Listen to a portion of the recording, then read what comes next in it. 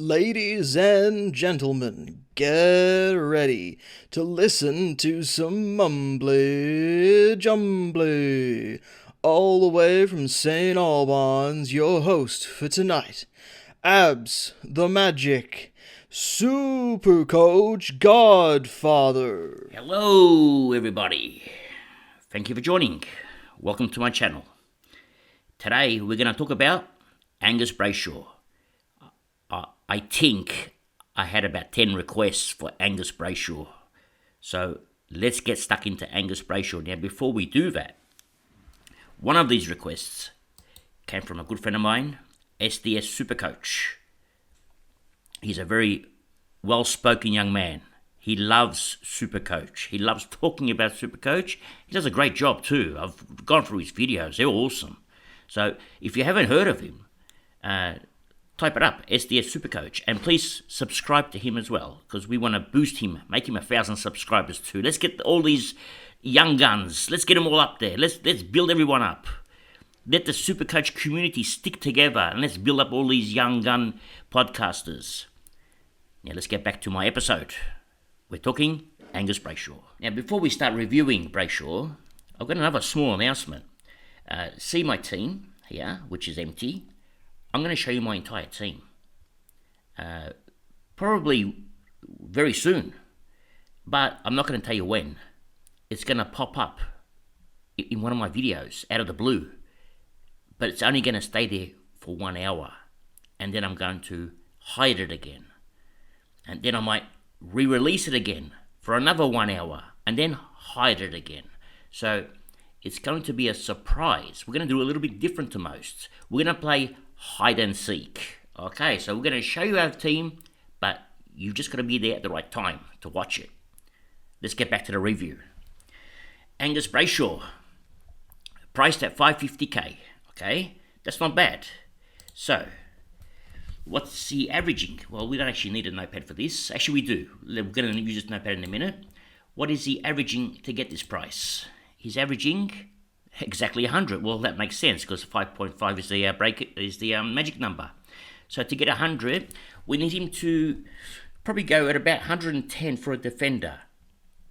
Okay, so if he goes to 110, that's what we're looking at. Now, what we're going to look for, we're not going to look at all his scores. We're doing a review, of course we are. But what we're going to look for are his mid-time scores. What he averages in that midfield, not CBAs, but the actual midfield itself, because we want to see how much time he spends in that midfield and what he can score, because the word on the street is that Angus Brayshaw is going to play midfield this year.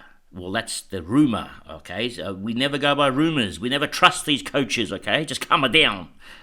But just to be safe, okay? Just to calm it down, let's be safe, let's be calm. And let's listen to these rumours. Maybe they are true. So if they are true, let's see what he averages in that midfield. Because if he averages 100, it's still okay, but it's not really what we're after. We want 110. If he can average 110, he'll be like top 6, top 4, top 3 defender. Let's see if we can get there. Let's find out. Okay, we've gone to dfsaustralia.com. We have a CBA set up, and we have a heat map set up, so we have 2 of them rather than me switching around later on. We've also got his disposals set up, and we have his scores set up, so we have everything all set up, ready to go.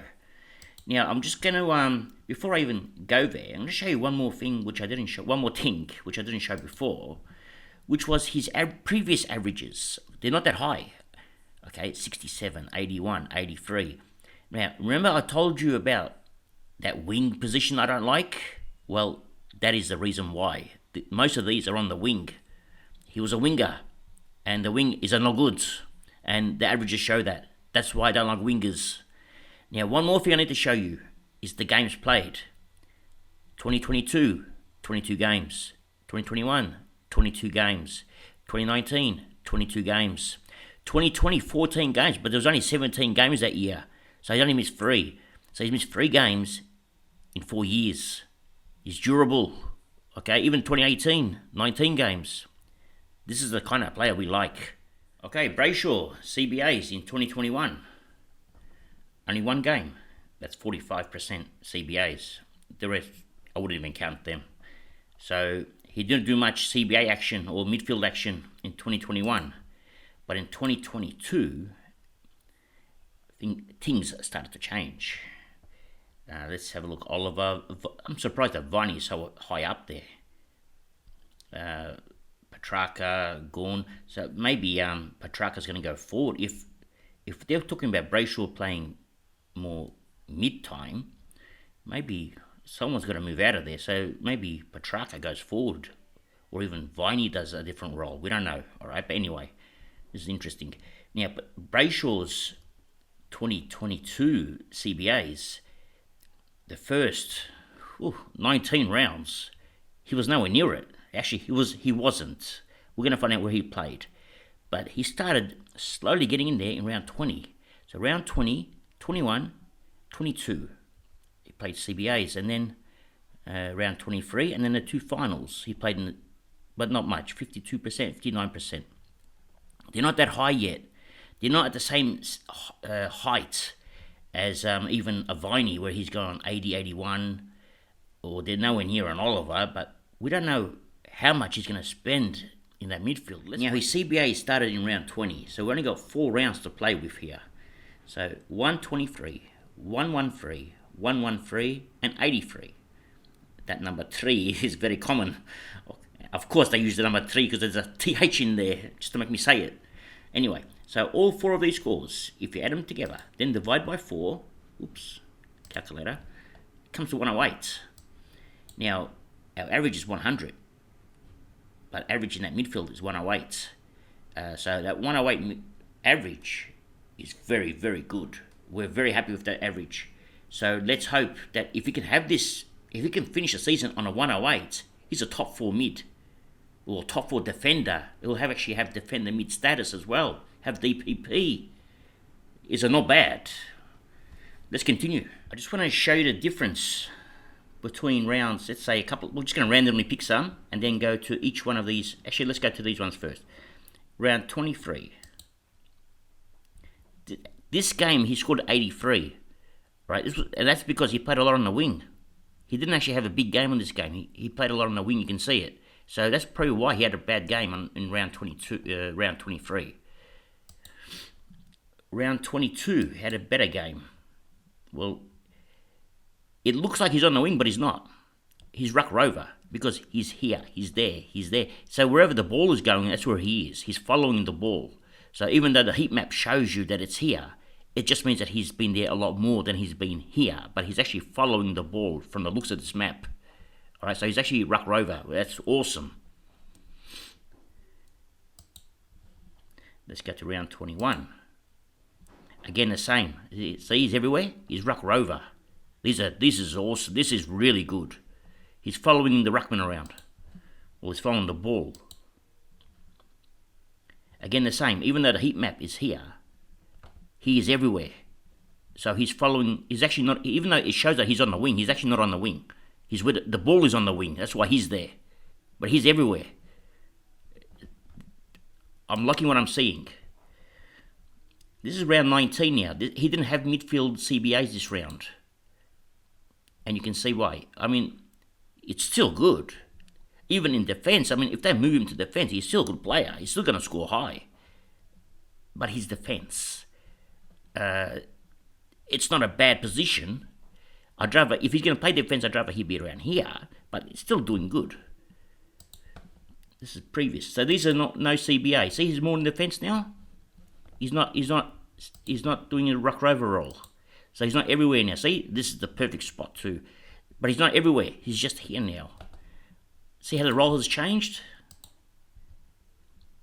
He's moved up a little bit more. Actually, this is a terrible spot. What did he score this round? This looks terrible. Which round is this? That's round 16. What did you score round 16? 83. See? You can tell when you got a bad roll. The score drops. Okay, my final thoughts. I like what I see. I really do. I'm actually not happy that I reviewed this player because now I've got to think about putting him into my team. and he looked really good. That midfield role really suits him. He's a ruck rover. He runs everywhere.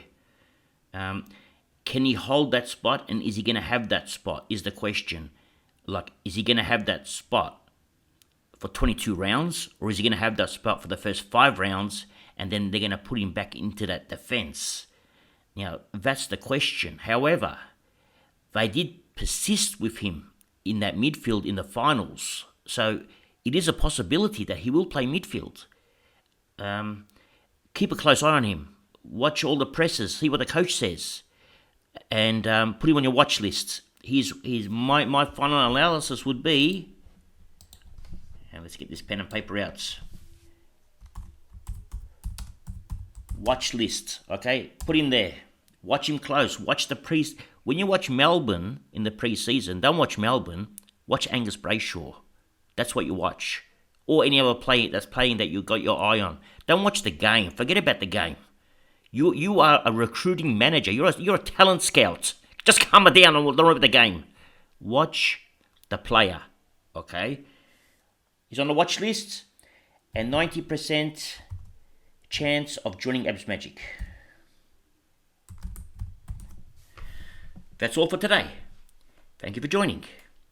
And remember one thing. It's nice to be important, but it's important to be nice. Ciao for now.